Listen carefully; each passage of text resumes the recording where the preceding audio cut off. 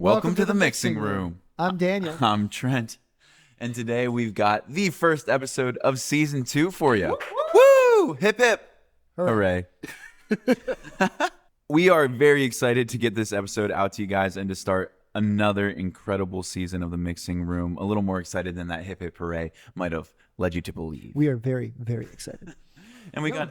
It's a good episode today. I mean, I know we've got a little bit to talk incredible about before we get into our guest, but like this guest is someone we've been talking about since the early days. Like we've been trying to have them on since early in season 1. And so glad we finally got around to that. But and thankful that it happened now. This feels like a better time than ever to have them on the show. And I feel like this is just a strong episode that we're coming at you with for season 2. One of the things that we talked about with our guest off camera that was kind of fun was personality tests. Yes. There's so much good lyricism, and just there was such an honest conversation about some of that really deep lyricism today that after the cameras cut, I was like, yo, what's your Enneagram? And so we kind of got on the topic. And I mean, even Trent, you even shared a little bit about it, but at first you were kind of hesitant to, or at least initially you were prior to, okay, so human beings are complex things, right? And, you know, some of those complexities come up in the music that we love so much, which is what makes it so good, right? But I thought that because we are just so complex, how could you prescribe any personality test? This isn't like geared towards the Enneagram or any of them specifically, all of them. How could you prescribe something like that to a human being and have it be fully conclusive and accurate? And then eventually I started learning more, and I realized that that's not the point. It's not supposed to be completely conclusive, right? In that way. And it is much more of a tool for understanding aspects of your life, perhaps, than to paint a complete picture. And so I came around to it. Sure. It was similar, but the opposite for me. Like I never took any sort of personality tests or whatever until either late in high school or early college. And I think it was like for an assignment. And even initially, I didn't want to, because I didn't want to know too much about myself. Mm-hmm. Like to the extent of, if I took a personality test and then kind of got a result that said, you are this or you are that, like all of a sudden I was going to know my motivations, my shortcomings, like things that obviously I guess you're kind of subconsciously aware of, but things that I didn't want to fully, I didn't know if I wanted them at the forefront, because if I knew them, then I was afraid it would take away from some of the magic and the spontaneity and what makes a good day, and what makes a bad day a bad day. I didn't want to know what specifically needed to be in that equation. Mm-hmm. But I kind of shed that skin too. And like you said, it's not definitive, especially not the Enneagram. It's kind of just meant to be a guide, a tool to say some of these things are probably, behavioral traits of you or personality traits of you. And therefore that means you're going to be really strong in this area. Mm-hmm. And, you're going to have to watch out for this area. Yeah. And so that, making peace with that and knowing that that's, a guidance and a tool and not a definitive thing was also big for me. But now that once I was able to shed that skin, now I'm a little obsessed with it, which is part of why today's episode, we kind of, I guess I feel like I did this particularly, almost too well. We really dove into, like I was saying earlier, that lyricism, we really got into the heart of the matter on some of these songs. So is it about time to bring in our guest? I was wondering if we should divulge our Enneagram types. Ooh, you know what? Maybe we should, but not yet. If you're listening to this and you're a fan, what do you think we are? What do you think our Enneagrams are? Or if you're or if you're an ENFJ person. Yeah. Right? Myers-Briggs. Mm-hmm. Yeah. Let us know what you think we are. And then we may do something more with this. Yeah, perhaps, I think this could be fun. Perhaps with today's guest. So let's tell them a little bit about today's guest. Yeah, let's do it. Today's guest is a Texas-born, now lives in Nashville, indie folk rock artist who brings some really personal touches to their music. Absolutely. Their first EP, I Did What I Promised, came out last year. They have a new single called Superstar and a forthcoming single called Watchdog coming out very, very soon. So keep an eye on our socials for that. Mm-hmm. And they're, like Dan has said already, their lyricism is so impeccable. The production on these songs is so good as well, which we talk a lot more about in this episode. We're just huge fans. So let's hear from today's guest, Caroline Carter. Welcome to the podcast, Caroline Carter. We're really excited to have you today. Thank you. Yeah. Tell us a little bit about what you got going on right now. I'm putting out my sophomore EP this year, and the first single is called Watchdog, and it's coming out really, really soon. It's almost done. Yeah. Yeah. We looked a little bit at what you've already done, some of your previous interviews and things like that. And previously you've cited Madison Cunningham as an inspiration. Yeah. And she's also on a release cycle right now. So I was wondering if you'd listen to My Full Name, if you had thoughts on it. I love it. Yeah. I love it. I think it's such a genius song, and I take so much from her songwriting. Like, I genuinely do not know how she comes up with the things that she does, but I think that she's just so intelligent and very, very delicate with all of her music. So I'm trying to take a lot from that, and I'm really excited for Ace, I think is her album. Yes. The one that's coming out. Yeah. No, that I'm excited for that one too. Some when this comes out, that'll probably be a month or so out from that release. So that's exciting. Yeah. But kind of in the world of music you're listening to and inspirations and whatnot, what is one song that always makes you feel like yourself when you listen to it? Oh, actually, I was thinking that I might get asked something like that, or just like what I've been listening to lately. We do typically ask that too. Okay. Well, there's this song, specifically the live in Berlin version of this Theo Katzman song called My One Bedroom.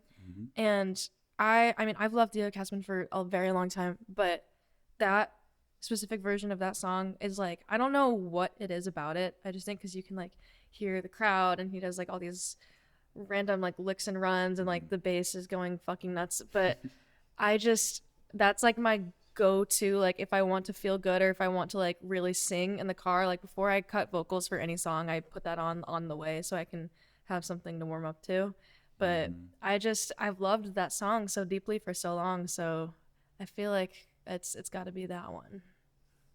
I like that answer. I like that it not only is something you go back to, but something that you go to to warm up and to kind of center, Yeah.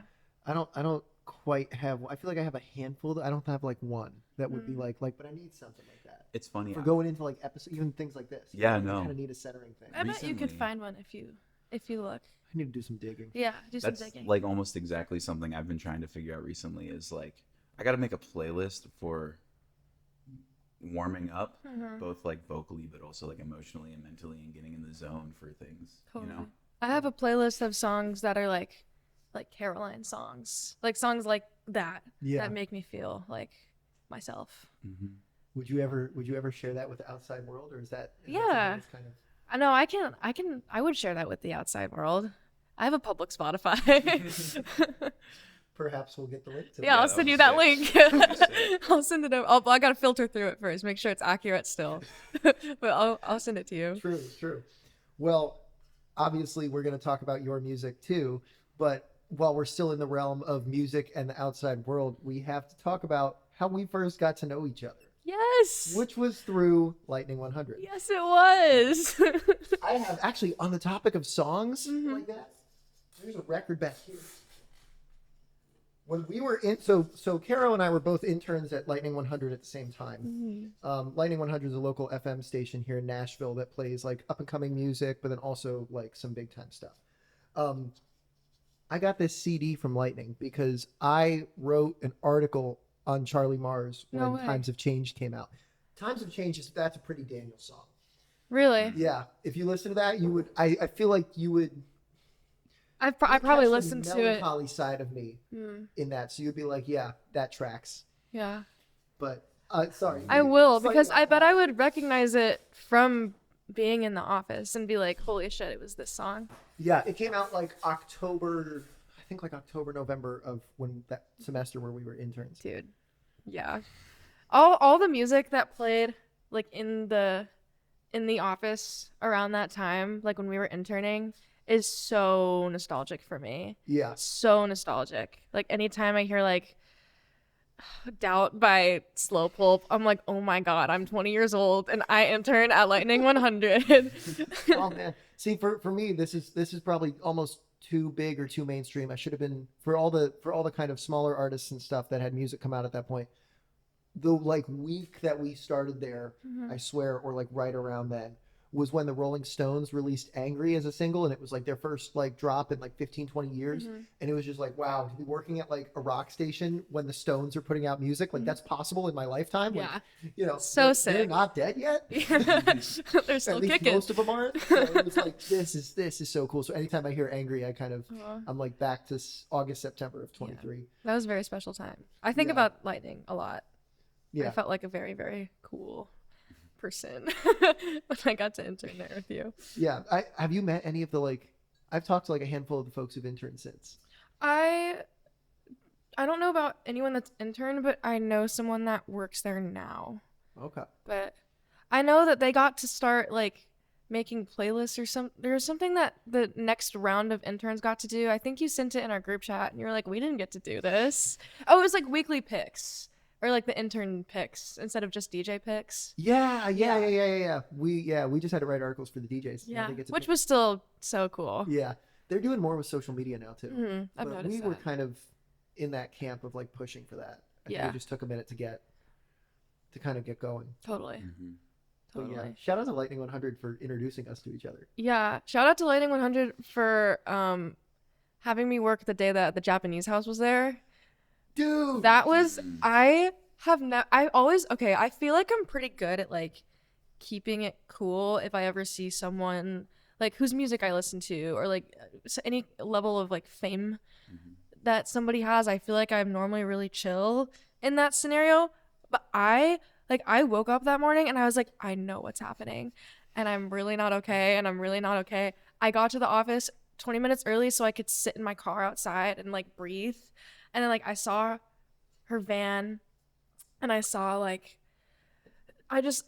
their team running around and I was like, I know that Amber Bain is in there right now or like about to be, and I'm like really chill, I'm really cool. And then like I was fine the whole time they were like setting up in there, and then the dog was like running around because they have a really cute dog that they're obsessed with, and the dog was running around and they like told me the dog's name, and in my head I was like, I already know your dog's name, you don't need to tell me that. And then they were like, oh yeah, that's why we call her the sunshine baby, she just loves sitting in the sun. And I was like, oh my, what the hell am I doing right now? And I was really not chill about it. I asked for a picture. Delaney took it. shout out to Delaney. Shout out. But I've like ghosted her and I haven't meant to. oh, why would you do that? Why would you do that? I'm alive and well, Delaney. I hope you are too. Yeah, shout out to Lightning for.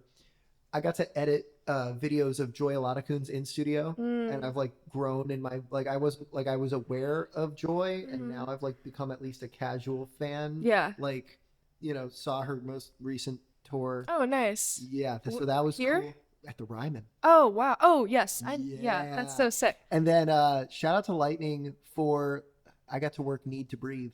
When they Sweet. did their in studio, Yeah. there was like all of them. Yeah. Like all the guys, and they're like all unplugged and everything, but they like all barely fit in that like tiny little studio. Yeah. Oh, it was so cool. Like working like the live cameras for it. Yeah. That was fun to do. What's crazy Do is the cameras. there's one or two others that I'm forgetting about right now. That if I go look at like their YouTube page, I'm like, oh my god, I was there for that. There's things I'm forgetting. Oh, such a great. If you're listening and you're like young enough to intern, go apply. Yeah, Go definitely. apply. 100%. Terrestrial radio is not dead, and it is very much alive, and it is so cool.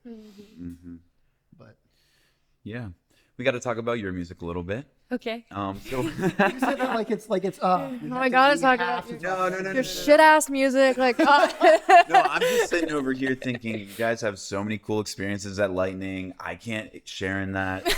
So let me just- time to pivot. I want to be back in the conversation. yes. And so your music. Okay.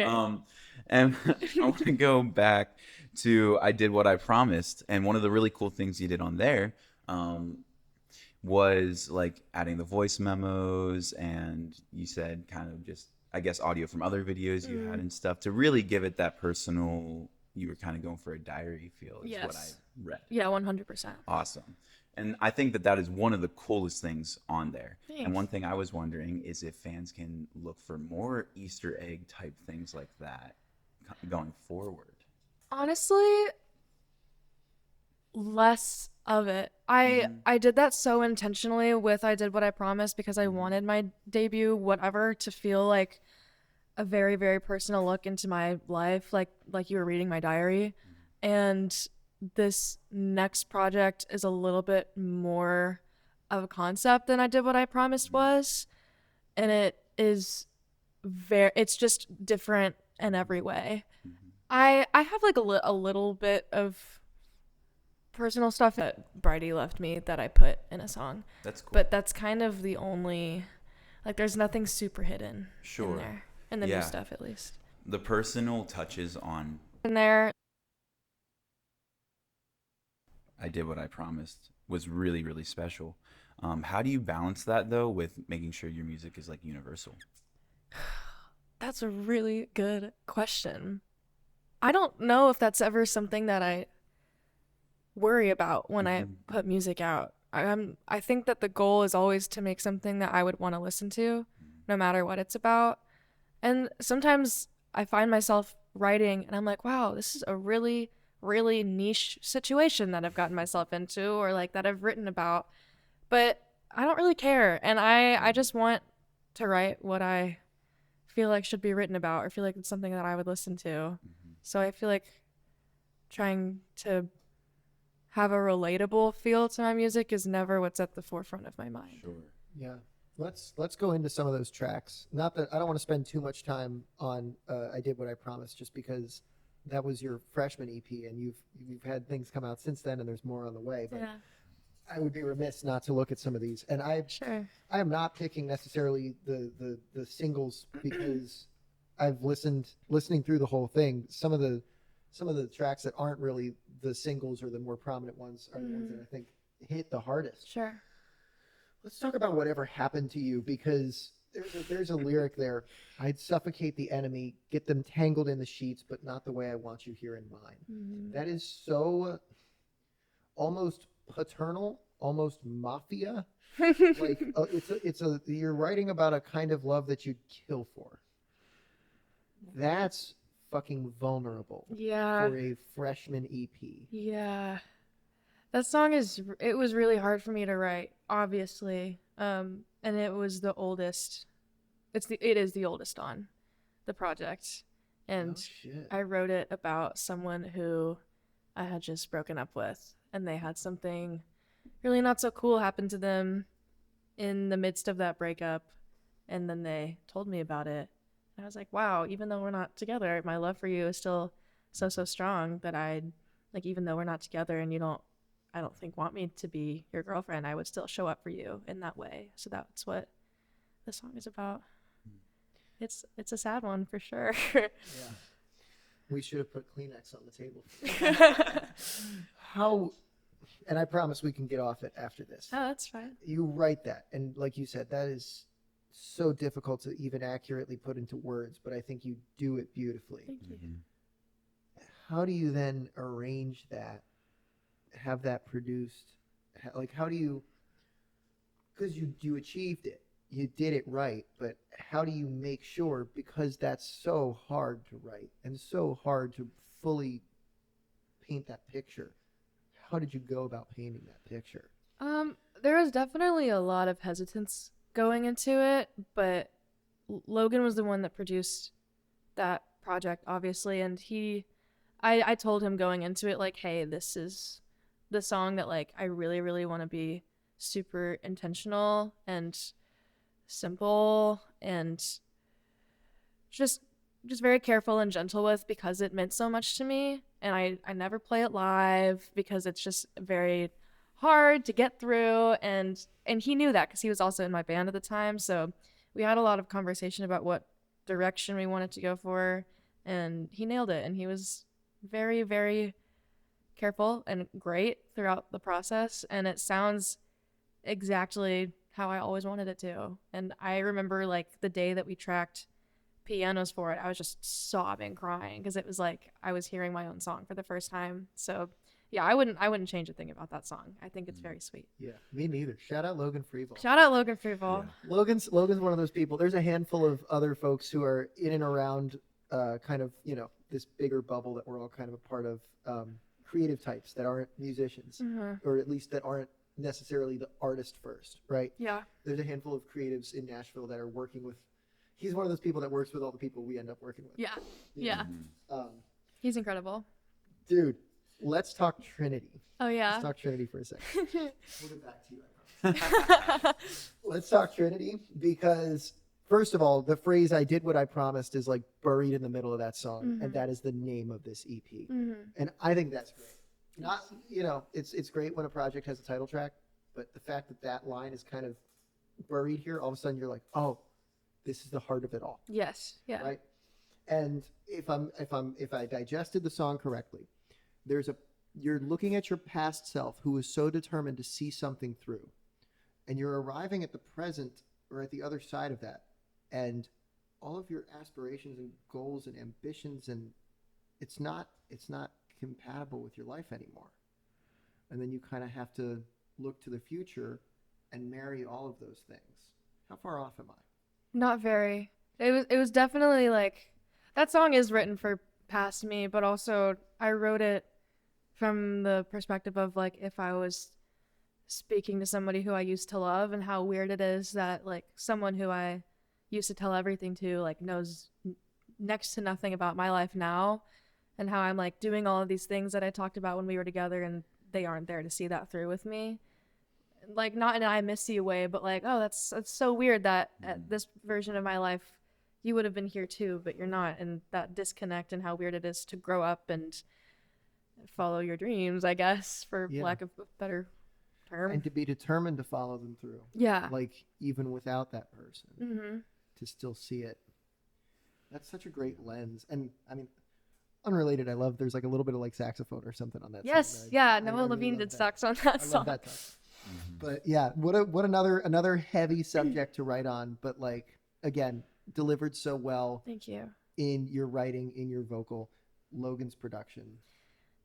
10 Yeah, out of 10. he really, really crushed that one. That one was like the hardest to get there, but once it was there, I was like so obsessed with all of it, and there's like really nothing I would change on that either. Like I think that's just one of my favorite songs I've ever written. And sometimes it's like you write a song and you love it so much, and to hear like a recorded version you can love separately, and it's never gonna sound like the dream of what you wanted, which in most cases is a good thing. Like, it'll always sound different, I don't know, but like I love that song just for what it is, and not the song without piano and just like the acoustic version, or just the song with like a fuck ton of everything at the end, which exists now. But I don't know, it feels like the most Caroline Carter song I've ever written.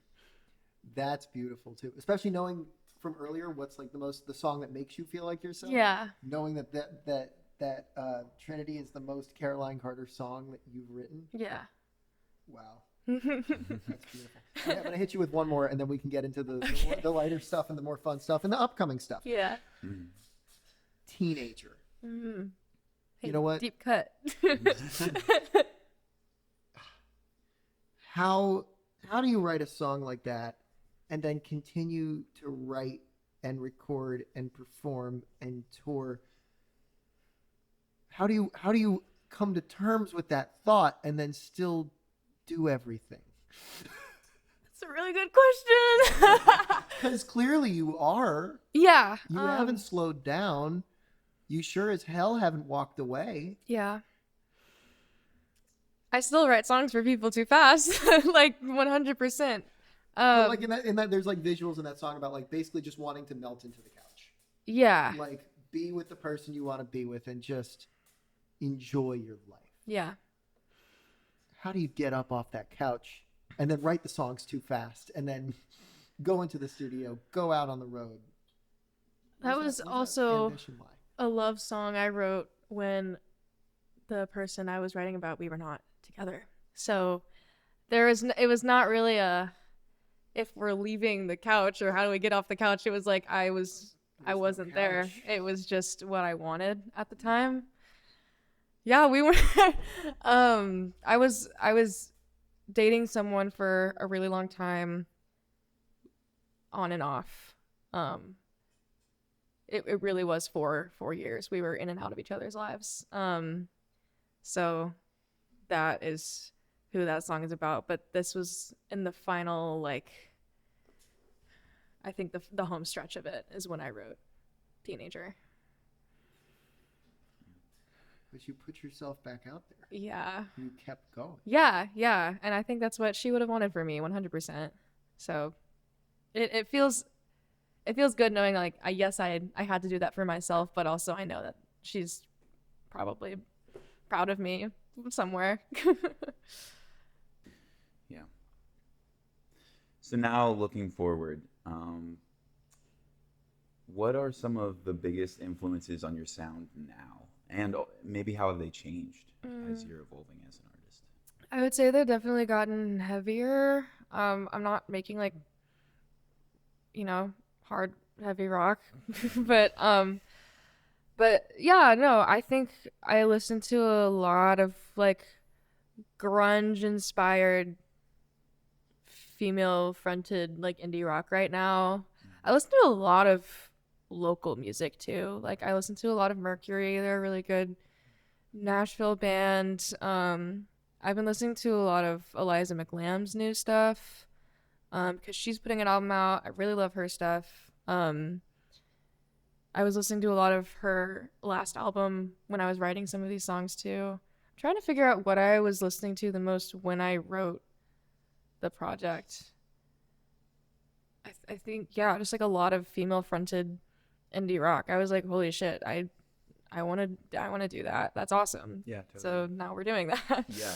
And you can definitely hear that in Superstar. Like, that sound clearly has evolved, and that's pretty cool.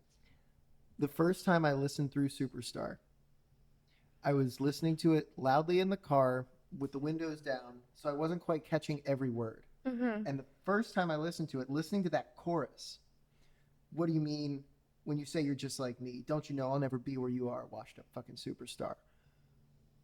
I was hearing my 17-year-old self listening to something about my 23-year-old self, saying, like, whatever you think you are, buddy, like, I'm younger and I've got the drive and I'm ambitious and I'll show you. Interesting. And I'll never end up, I'll end up better than you. But then obviously listening back to it, you realize there's this actual, like, relationship dynamic that's being talked about that's got perhaps some layer of manipulation to it. Definitely. Or at the very least a power imbalance, which is quite different from a lot of what I hear on I Did What I Promised.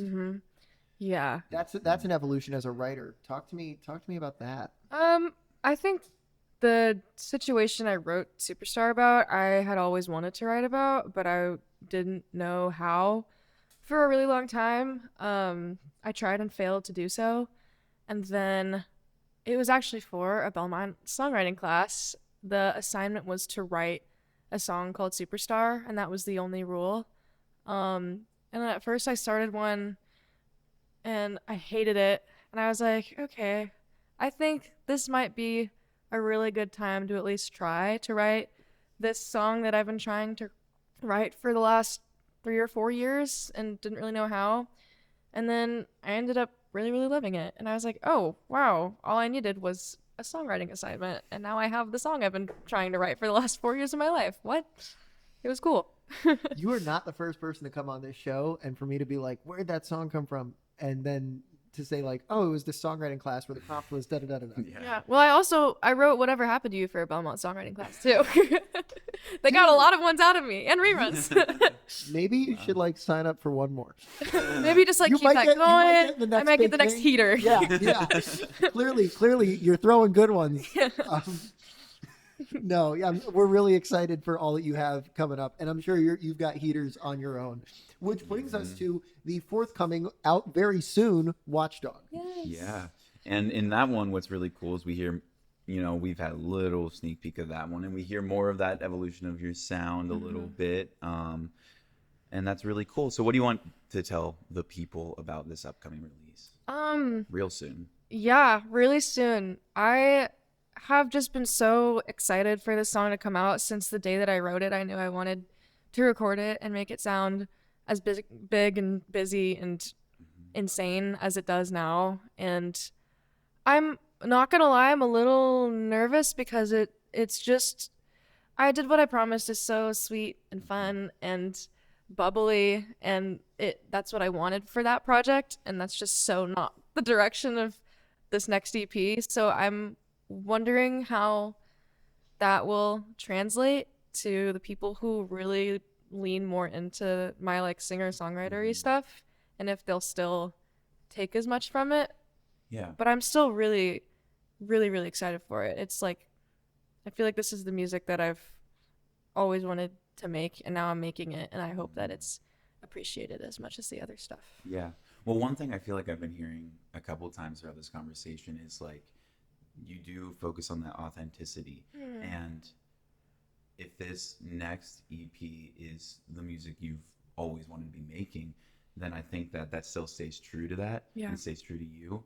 And I mean, even just now talking about like Superstar and whatnot, we heard that, you know, Dan could make his own meaning out of it, you know? Yeah. And I feel like we've heard that come up a couple of times, even though you had said earlier that, you know, you really just make music that you would want to listen to.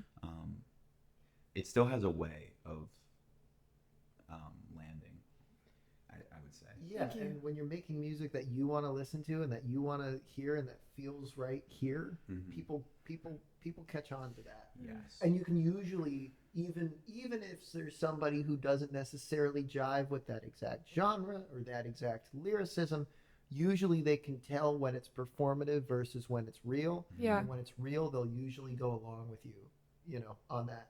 And I mean, I think it seems like a somewhat natural evolution too. I mean, and you're not the first person to kind of take this. I mean, I kind of feel like Sabrina Carpenter's doing the same thing. Yeah. Like had a much more bubbly album a year ago, and now is going a little bit more into this kind of cunning, you know, we're holding no punches. Yeah. Lyricism, and people are going to follow her, I'm sure. So people are going to follow you on this too. And also, we have like very different experience in our lives, like even from each other, from you, from Sabrina Carpenter, from whoever. But, you know, at the end of the day, good music people will relate to good music. So. Yeah. Yeah. Totally.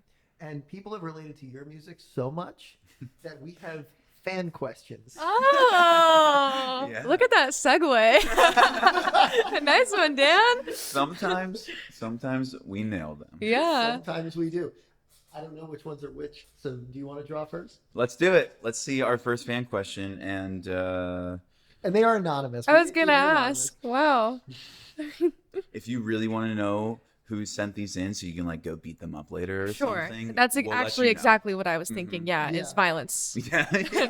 I'd suffocate the enemy. But Seems here who to be wrote that? Oh my God. Okay, so our first one. What inspired you to write Superstar? What inspired the production? It's so layered to me, and I just want to know where it came from.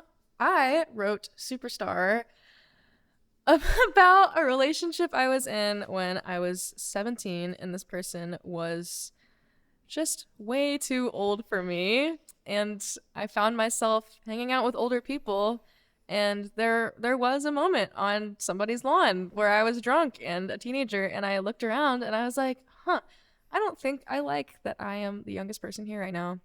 And so I wrote it to avenge my 17-year-old self and be like, hey, I'm in a better place than I was, and also I'm in a better place than that person. So Hell yeah. yeah. And also, as an additional note, the person that submitted this question, this is one of their most streamed songs this year. Oh, So that's so cool. the people love it. Connection. Hell Yeah. yeah. All right. Another fan submitted question. What's your favorite venue to play, and why is it Bernie's Bungalow? I wonder who put that in there. R.I.P. Bernie's Bungalow. I think the venue that I play the most that I have the best experience with is the East Room for sure. But Exit In was sick. I would love to do Exit In again. That was awesome. Well, I'm sure you're on track too. I hope so. We'll see. Absolutely. Do you want the last one? Sure, let's see what we got. What's it like being such a baddie in the indie music scene? Also, I'm so hyped for this episode.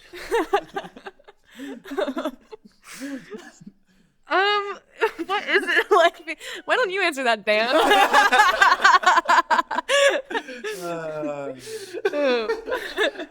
Am I a baddie in the Yes. What? Yes. You are such a baddie. The people Girl, love no you. one told me.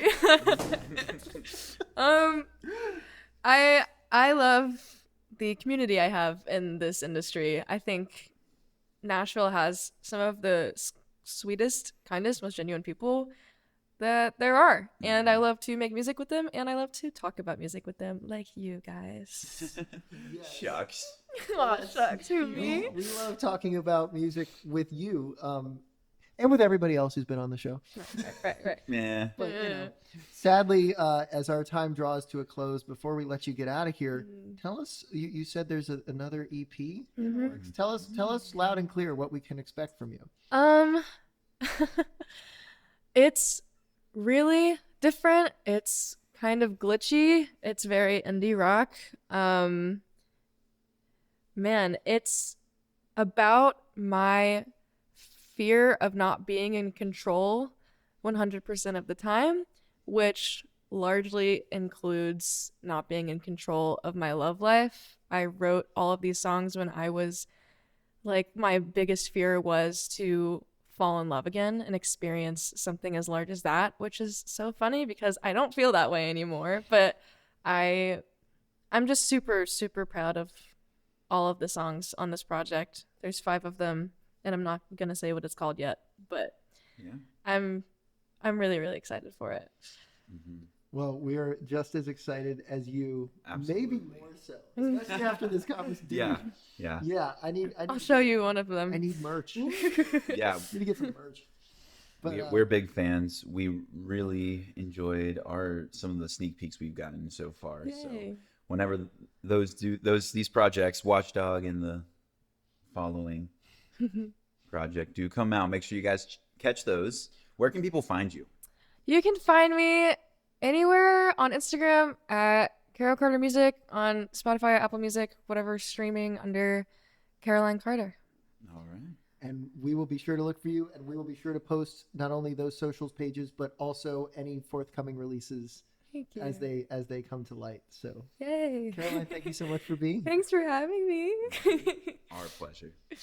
And that concludes today's episode with Caroline Carter. Of course, if you guys enjoyed today's episode, make sure you guys are following Caroline Carter on their socials, as well as us on ours at Mixing Room Podcast on Instagram and TikTok for more exclusive content similar to this. Yes, yes. And subscribe to our YouTube page. Leave us a 5-star review on Spotify. Always like and comment. Tell your friends, tell your neighbors, tell your parents about the show. We want to expand our following and carry this even further, and your support means a ton. If you guys have been listening since season 1, thank you for being here. If you guys are new, thank you For joining. An even bigger thank you for joining. Absolutely. Yes. And if you want to support the pod directly, there is a link in our bio on socials to our coffee page. You can buy us a coffee. A little goes a long way. Thank you guys again. Until next time, I'm Trent. I'm Daniel. We'll see you then. See ya.